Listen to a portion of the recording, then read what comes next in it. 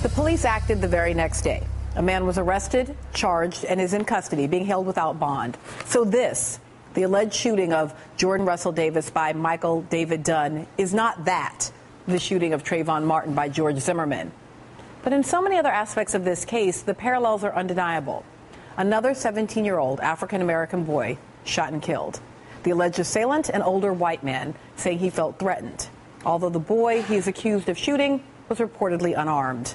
Another claim of self-defense to justify the killing. Another pair of grieving parents losing a child and seeking justice. And again, that sense for those of us who know them and love them that this is no country for young black men. Which is why this week I'm addressing my open letter to whom it may concern. It's me, Melissa. And if you are like me, this latest news has got you concerned indeed, because here we are again.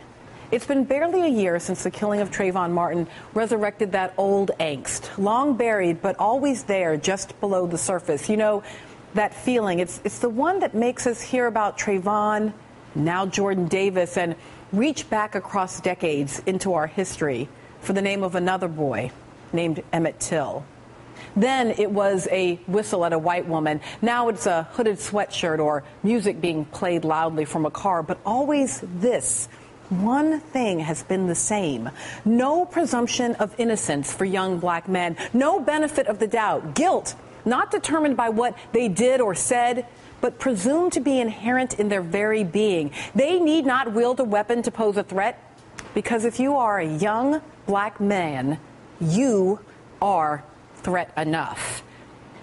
And in yet another case, it seems that perceived threat is justification enough for someone who would play judge and jury and executioner. Jordan Russell Davis will be laid to rest today. His father described his son as a typical teenager who was looking forward to starting his first job working at McDonald's. He was saving up to buy his first car. The day before he died, his mother says he gave the Thanksgiving dinner prayer where he gave thanks for his family.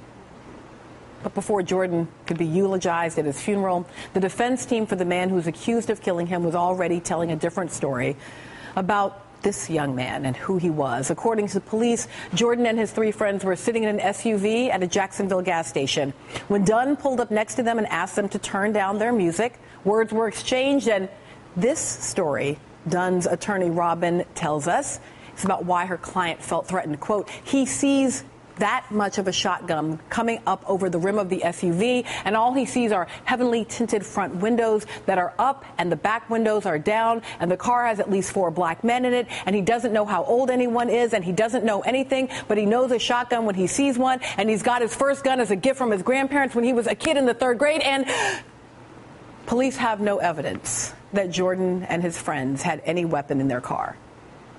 But Michael David Dunn, a registered gun owner, did have one.